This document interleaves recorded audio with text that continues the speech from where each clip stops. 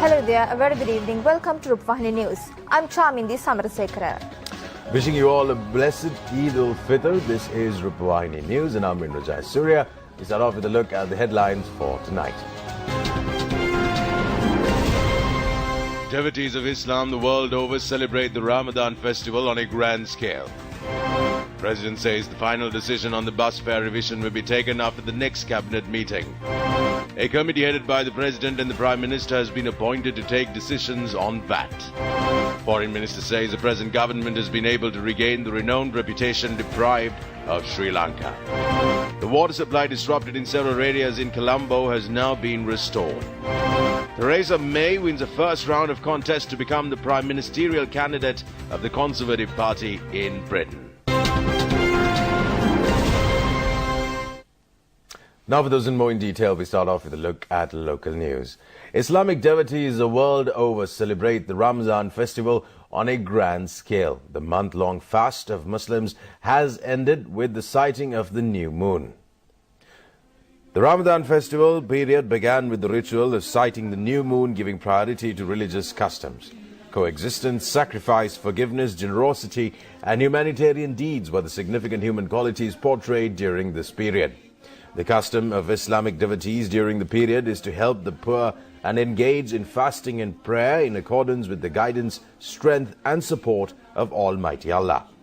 It is believed that the Al-Quran, venerated Islamic religious book, was created during the Ramadan period.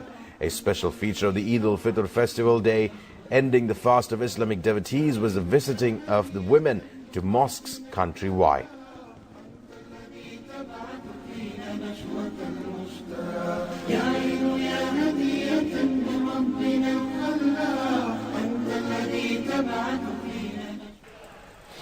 The main Ramadan prayers were conducted at the Colombo Grand Mosque today.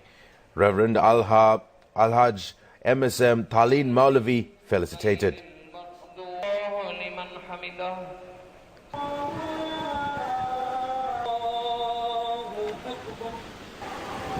Reverend Haji Hafiz Eshan Patel Maulavi conducted the special prayer at the Golface Green in Colombo. It was organized by the Maimun Association. This is the lineup of Eid al-Fitr festival celebrated around the world. Who is the lover? Allah. Who is Ar-Rahman? Allah. Who is Al-Mannan? La ilaha illallah. Muhammadur Rasulullah. Muhammad is the messenger. Allah is our return. La ilaha illallah. Muhammadur Rasulullah. Muhammad is the messenger. Allah is our return. La ilaha illallah. Muhammadur Rasulullah. La ilaha illallah. Muhammadur Rasul. Is simply impossible. The weather is too harsh. Residents say food, water, electricity are all as strongest. They couldn't have the Ramadan before this year, but perhaps Allahu Akbar, Allahu Akbar, Allahu Akbar. All praise is due to the one and only. He is the master of all creation. All praise is due to the one and only. He is the master of all creation. He's the sustainer.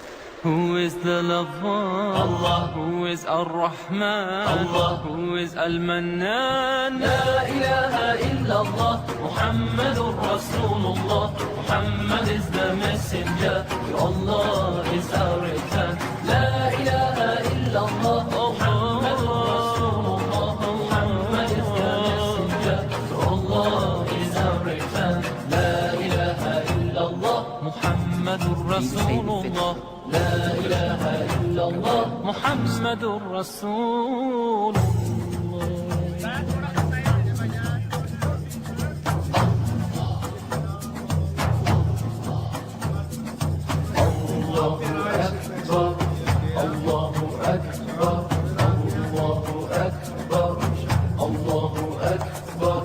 All praise is due to the one and only. He is the master of all creation. All praise is due to the one and only. He He is the master of all creation. He is the sustainer. Who is the lover? Allah. Who is Ar-Rahman? Allah. Who is Al-Mannan? La ilaha illallah Muhammadur. President Maithripala Sirisena extends his best wishes for all Muslim community celebrating Eid al-Fitr for the fulfilling of all of their aspirations. In a message to mark the Ramadan festival, the President says this festival marks an event of purification that brings divinity closer to the human beings. Islam devotees are fasting during the day to physically undergo the pangs of hunger suffered by the poor brethren, thus displaying a noble quality of self-sacrifice. This is indeed a universal declaration of equality, he added. Muslims the world over collectively shelve the feelings of greed and undertake a common mission of compassion and love towards the humankind. It displays mutual respect, peace, reconciliation, generosity, and helping the needy. Prime Minister Ranil Wickremesinghe stated that Ramadan brings a message of peaceful coexistence, sharing and harmony to everyone. Issuing a message to mark Ramadan, the Premier extends his well wishes to all Islam devotees celebrating the festival. He added that their sacred religious observation is recognized as one of their 5 pillars of Islam. President Maithripala Sirisena says a final decision will be taken on the bus fare revision after the next cabinet meeting. He made this disclosure at a discussion with private bus owners and transport authorities in Colombo today. Meanwhile, the President has decided not to issue new route permits for private buses until further notice. The meeting was held at the President's official residence in Colombo. The President has informed the participants of the meeting that he will provide an opportunity for representatives of Private Bus Owners Association to express their views to the experts committee appointed to make the bus fare revision. The recommendation of the experts committee considering views of private bus owners and other proposals will be submitted to the new cabinet meeting. Accordingly, the bus fare revision will be made following the decision taken by the Cabinet of Ministers. Chairman of the Lanka Private Bus Owners Association, Gamanu Vijayaratne, said that the President has given a pledge to solve the problem of bus fares next Sunday. He has agreed to revise the bus fare reasonable for commuters and bus owners and submit it to the Cabinet of Ministers by next Tuesday. We have to wait for a few days until the fulfillment of the pledge is given by the President. He added that the minimum bus fare and the second fare along with other bus fares will be revised in accordance with the agreement reached between the bus owners and the government authorities. Secretary of the Lanka Private Bus Owners Bus Company Union Federation, Anjana Priyanjit, noted that they hope that they make maybe a 15% bus fare hike under the upcoming revision. He added that they are not prepared to discuss this matter on a second day again. Meanwhile, a decision has been taken at the meeting not to issue new route permits of private buses by the National Transport Commission or any other provincial passenger transport authority until further notice. Foreign Minister Mangala Samaravira says the present government has been able to regain the renowned reputation which was deprived of Sri Lanka in the past period. He pointed out the government has also been able to change the negative image of the country inculcated among the members of the UN Human Rights Council. He told a media conference in Colombo today that a mechanism to establish Sri Lanka's true situation will be introduced by September this year. We embarked on a new journey based on the 3 pillars of democratization, reconciliation and development. These are the 3 main pillars on which our government is taking the country forward. In the area of democratization, I think we have achieved much in a very short period of time. Despite defeating terrorism, we did not have a plan to win the peace. And that is why the new government, having been elected on a platform of reconciliation, felt that the most important factor for development is to have reconciliation in Sri Lanka, and we have given pride of place to that. And that is one of the reasons why the government of Sri Lanka decided to co-sponsor the resolution, because we felt that as a nation, if we are to move forward to face the challenges of the future, if we are to move forward to bring all the different groups living here together, we must come to terms with the tragedies which occurred in the past. So in order to do so, we felt that co-sponsoring the resolution was a good move, It gave a chance for Sri Lanka to design certain institutions which will give all Sri Lankans a chance to have a dialogue about the mistakes we have done in the past. The reconciliation process is also moving forward, I would say, on 4 pillars: truth-seeking, accountability, reparations, and non-recurrence. We are now in the process of setting up many of the institutions needed to do so. We have already finalized and concluded the permanent office for the missing. It has been tabled in Parliament and hopefully will be debated in the coming month. And of course, the consultations are now continuing regarding the truth-seeking process. And then once that is done, we will go into the area of accountability. And I believe that many of these things can be finished, and the architecture of many of these mechanisms can be finalized by next year. So it is, I think, a window of opportunity Sri Lanka has not had for a long time. Moderates both in the south as well as in the north have been victorious twice over in 1 year, if we are to actually ensure that the ugly face of separatism is not to raise its head again in this country. So all these actions are taken to ensure that Sri Lanka has the opportunity to harness the potential and the economic success the people of our country truly deserve.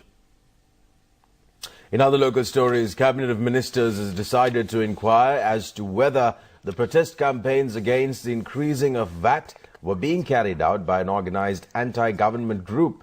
Co-cabinet spokesman Minister Kyanta Tilaka revealed that a special committee headed by the President and the Prime Minister was appointed to take a decision on the value-added tax.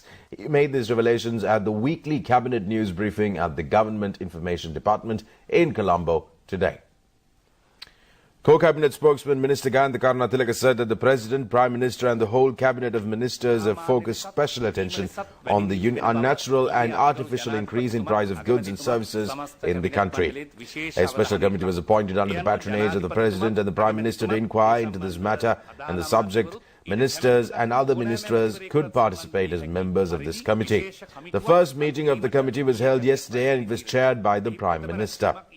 Several special decisions were taken at the meeting, and these decisions will be implemented within the next 4 days. 15 essential items have been brought under the price control, and 10 essential commodities will be identified and gazetted shortly. A program to publish the prices of the essential commodities will be implemented twice per week, and another special program will be introduced next week, allowing the people to complain against errant traders. It is essential to find out as to whether certain persons involved in politics were behind the organized anti-government protest campaigns, he said. දැන් මේ තත්ත්වයේ නොසලකා ජනතාව ගසාගෙන කන වෙනදුම් පිළිබඳව පැමිණිලි කිරීමට හැකි වෙන පරිදි විශේෂ වැඩපිළිවෙලක් ලබන සතියේ වෙනකොට හඳුන්වා දීමටත් අමාත්‍ය කමිටුව විසින් තීරණය කරලා තිබෙනවා. Co-cabinet spokesman Minister Dr. Rajitha Senaratne said that 12% VAT has been increased to 20% during the Mahinda Rajapaksa regime. It was subsequently brought down to 15% and 12% respectively. The present government has further reduced VAT to 11%. It was increased to 15% at present, and actually we have increased VAT by 3%.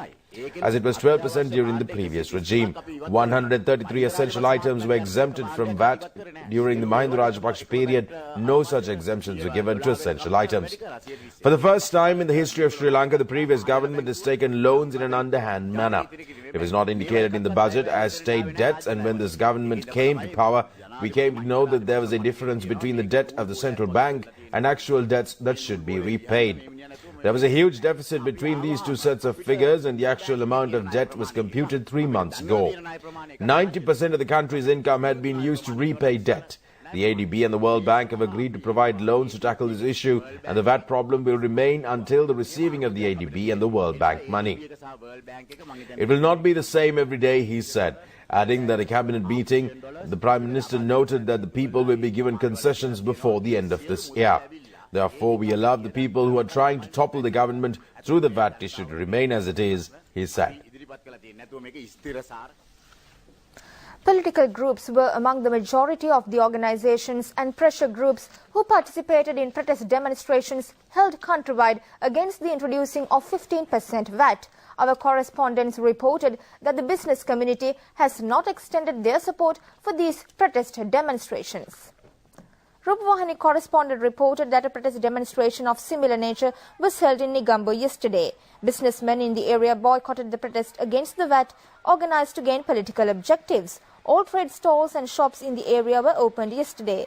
It has been reported that several provincial councillors took the lead in this protest campaign. Meanwhile, programs to create awareness on value-added taxes among the people are being implemented at provincial level. Awareness was created on false propaganda campaign of the opposition on VAT among the people at the program held in Habaradua and Ahangama business places.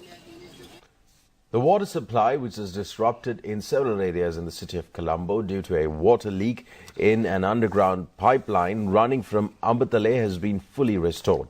The Water Supply and Drainage Board has announced that the water supply suspended in all areas has now been restored.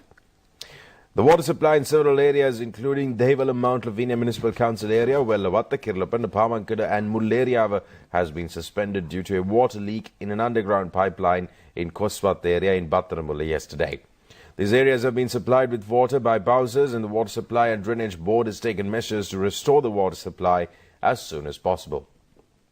A part of the pipeline located 15 feet underground is weighing over 3 tons. The Water Supply and Drainage Board said that the pipeline was laid around 50 years ago. The water supply resumed from Ambatale Main Water Supply Centre at around 5:30 p.m. today. However, the chairman of the Water Supply and Drainage Board, K.N. Anzar, said that there will be a slight delay in the supply of water to areas situated in high levels. The disposal of garbage to environment in an unsystematic manner was the main obstacle for combating the mosquito menace. A paradigm change in attitudes is essential to eliminate this menace. According to the final updated data, 20,881 patients being suspected of suffering from dengue were reported countrywide. 35 deaths were also reported so far this year. The highest number of dengue patients were found from the Western Province. 350 such patients were found in Narahempita. Health authorities pointed out the main obstacle for combating dengue was the disposal of garbage in an unsystematic manner. Dengue epidemic situation has been aggravated due to the negligence of the people on cleanliness in environment. Health authorities have accused Grama Nildaris for not providing adequate support for anti-dengue program. However, people should bear more responsibility to control breeding of mosquitoes.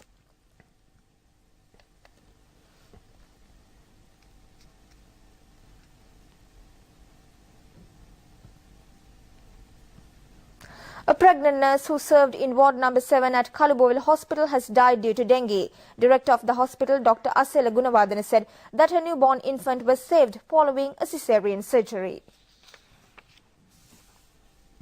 We'll go in for Asia in a minute.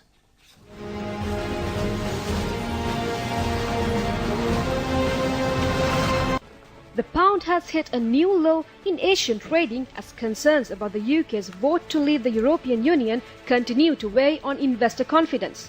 It touched 1.2798 against the dollar today, a 31-year low before recovering slightly to 1.2963.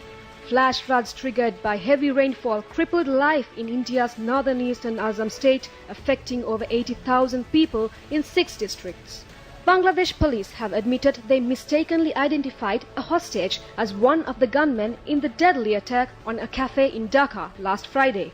Severe flooding across central and southern China has forced thousands of people to leave their homes and damaged large swaths of farmland. Around 100 people were killed. South Korean and US Marine troops conducted air and ground joint combat training today near the port city Pohang. The drills mobilized about 1,300 Marine Corps from the two countries.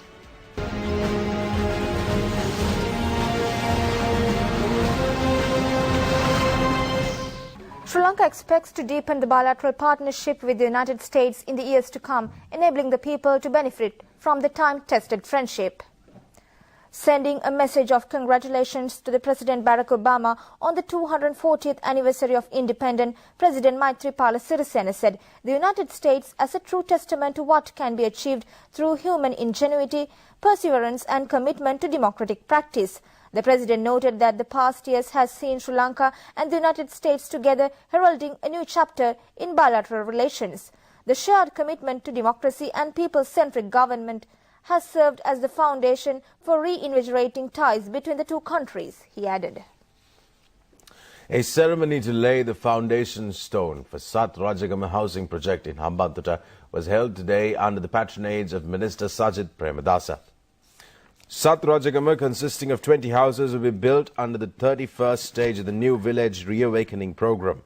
A house recipient family will get a block of land free of any payment and a low-interest housing loan of 300,000 rupees for the house construction work. Addressing a mass rally attended by a large number of people, including State Minister Dilip Vedarachi, Minister Sajid Premadasa said that certain persons in the opposition were spreading rumours to disrupt the government's program. India and Sri Lanka have discussed various issues regarding the overall development of the railway network in Sri Lanka, including upgrading the signalling and telecommunication systems. This was reported by the New Indian Express. India's Minister of State of Railways, Manoj Singha, and Sri Lanka's Minister of Development Strategies and International Trade, Malik Samaravikrama, discussed a range of issues regarding the development of railway network. India has extended concessional line of credit to Sri Lanka to support various projects in the infrastructure sector, including railways. To date, more than 1 billion rupees of line of credit has been extended to Sri Lanka for various railway projects. During Prime Minister Narendra Modi's visit to Colombo in March 2015, a fresh line of credit of $318 million for railway sector projects was announced. Sri Lanka has proposed to use the fresh line of credit for purchase of 6 diesel multiple units, each with 2 power cars and 12 coaches, 160 passenger coaches and track materials to rehabilitate around 150 kilometers of railway track, said an official statement. And to wind things up on local news, Central Province Governor Niluka Ekanaika has been able to unearth details of a paddy land reclamation racket at Udunur area in Kandy today. This racket was being carried out by misleading state officials and the people with forged documents. The governor of the Central Province has received information relating to a large-scale paddy and reclamation racket in Udunur area. She paid an observation visit to the area on a tip-off received by her. Mrs. Niluka Ekanaika has ordered immediately to stop the land reclamation activities, and she instructed the police to take legal action against all perpetrators.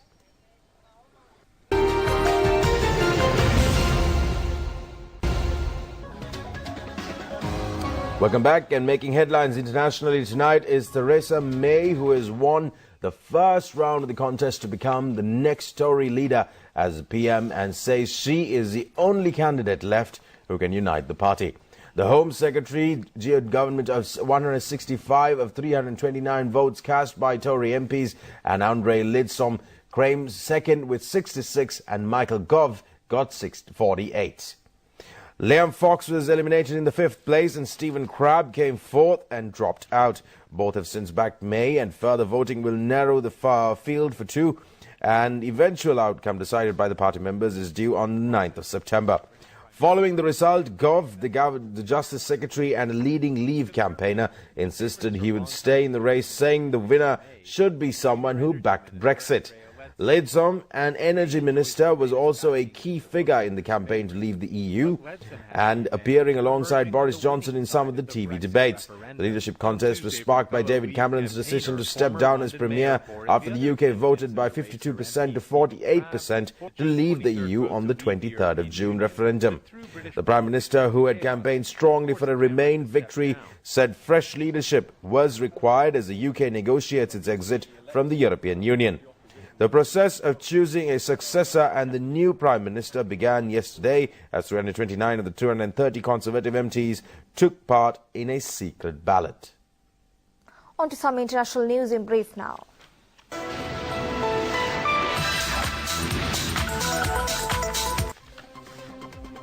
Hillary Clinton's use of private email while Secretary of State put the entire country in danger, US Republican Donald Trump has said. The FBI's decision not to recommend criminal charges against her is the greatest example yet that the system is rigged, he told a North Carolina rally. Democrat Clinton and Trump are their party likely choices to do battle for the White House in November. Out there tweeting, it's Hawaii.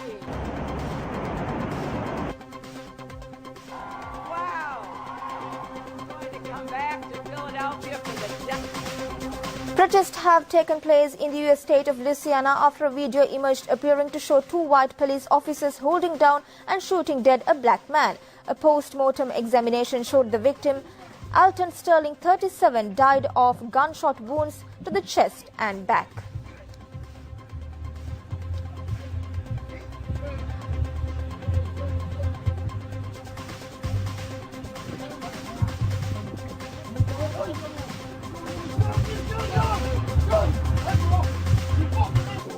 Iraq's interior minister resigned yesterday and said a deputy would take over his responsibilities a few days after a suicide bombing in a Baghdad shopping district killed more than 250 people, one of the deadliest car bombings in Iraq since the 2003 US-led invasion.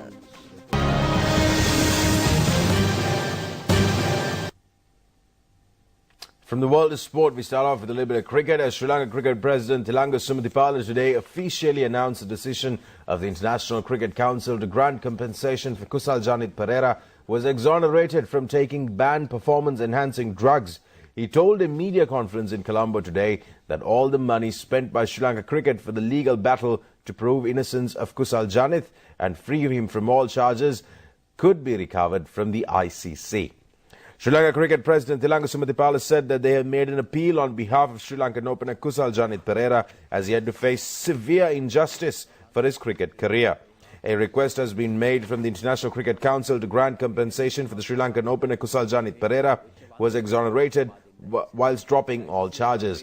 ICC has agreed to pay compensation as an injustice has been caused to Kusal Janit, and accordingly all legal expenses and an additional sum of money will be paid to Kusal by the ICC in accordance with the unanimous decision. England beat Sri Lanka by 8 wickets in their T20 match played yesterday as Sri Lanka won the toss and decided to bat first. They scored 140 runs, were all out in this allotted 20 overs. Danushka Gunatillaka top scored with 26. Dinesh Chandimal chipped in with 23. In reply, England reached the winning target by losing 2 wickets in 17.3 overs. They won the match by 8 wickets. Joss Butler top scored with an unbeaten 73. Ian Morgan was not out on 47. Accordingly, England won all the tests and one-day internationals in the T20 series against Sri Lanka convincingly.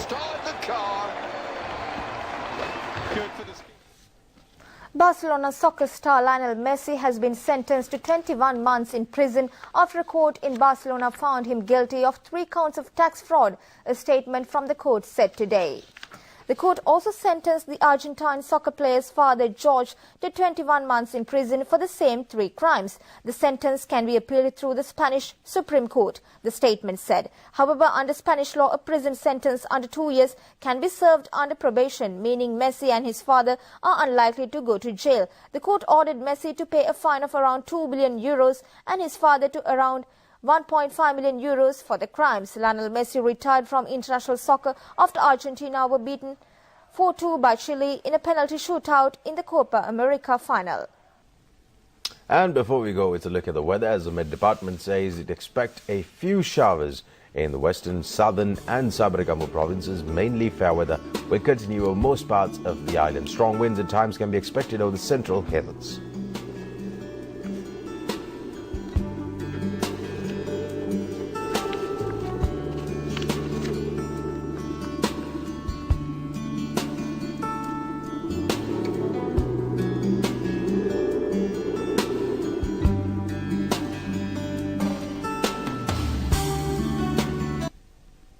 Well, that's it from the midweek edition of Rupavahini News. More stories tomorrow at the same time. Until then, good night.